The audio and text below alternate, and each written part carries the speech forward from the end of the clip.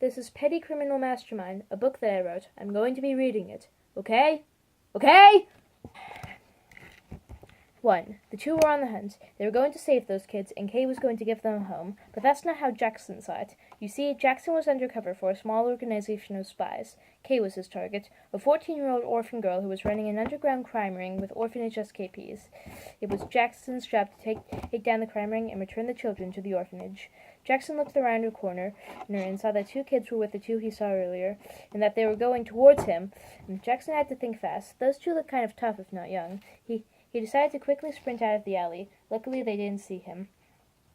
Jackson was able to see the entire conversation. "Welcome to your new home," said Em, one of the 2. "Stand down, Em," said Kay. She walked onto the scene wearing a leather jacket and dark pants, and looking about as cool as a 14-year-old criminal mastermind could. "Yes, Kay," said Em. "What are your names?" she said, looking at the 2 children. "My name is Lily," said the girl. "Johnny," said the boy. An alleyway is no place for children, Jackson thought. "Hey!" shouted Grian, the other one of the 2.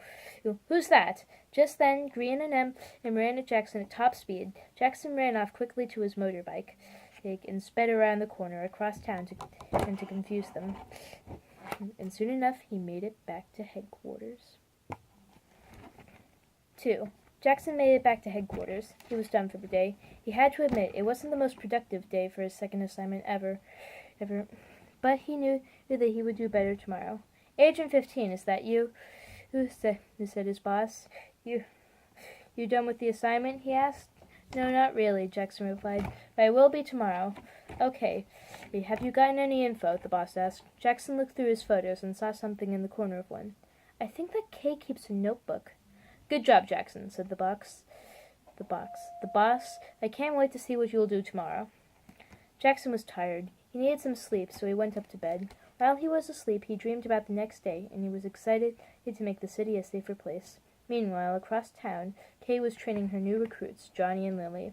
"Okay, this is very important," she said. "You don't want to go back to that orphanage, do you?" She looked at the kids. They were very small. She wasn't sure if they were big enough to actually steal anything. "How old are you?" she asked more kindly. "5, said the girl. 7, said the boy. "Too young," thought Kay. "Okay," she said. "You're too little to do the big work." Kay thought for a second. What can they do? Then she got it.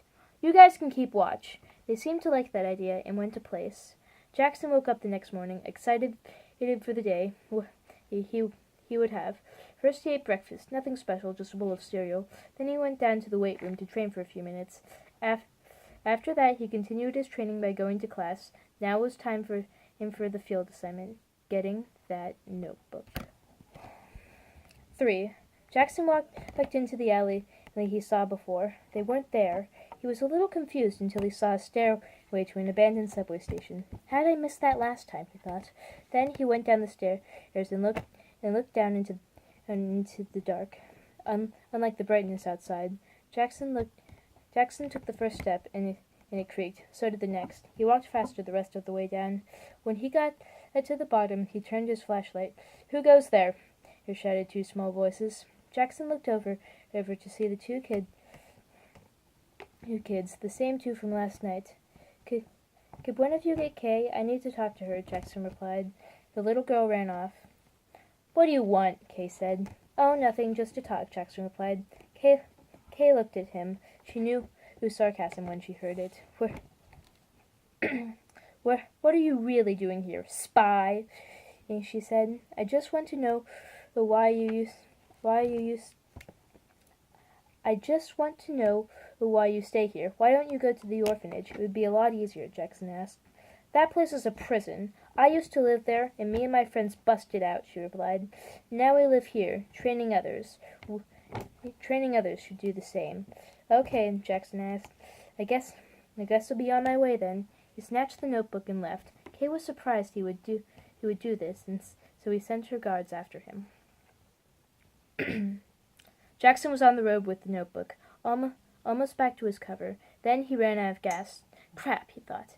He went to the nearest gas station. When he got there, the owner was about to leave, but he said Jackson could fill up.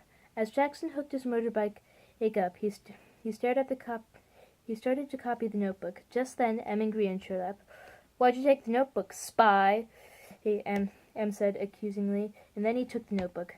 Just as his motorbike finished filling up, the two got on and rode off. If you want it, come get it, said Grian said as they rode off. 4. After a while of walking, Jackson finally made it back to the hideout. Kay was there, waiting for him. Well, well, well, Kay said. Look who's here. Jackson was hungry, and he had to get his motorbike back. You can have your book back, he said. Just give me my bike. Okay, give me the book, Kay replied. Jackson threw the book and it landed at Kay's feet. Thanks, but I can't have you taking us down. Jackson felt a hard pain in the back of his neck and fainted. When he woke up, he found himself taped to a chair. Then M was holding a taser. You know what happens when you electrocute duct tape, he asked. It melts onto your skin, and it really hurts. Jackson was trying to break through, but it wouldn't work.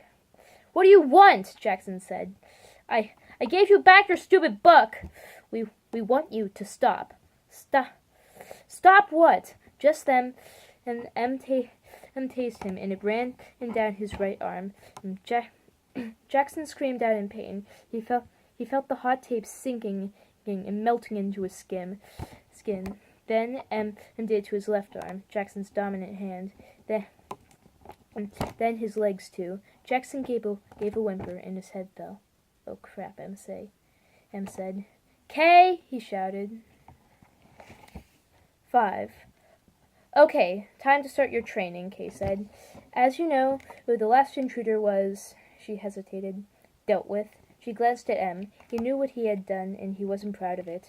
Now you will be guards for a few more years. Then you will be pickpockets like them. She gestured to M and Grian, and let's start your training as guards.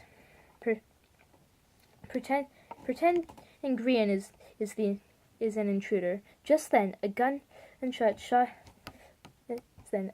was heard, and Grian fell to the ground bleeding.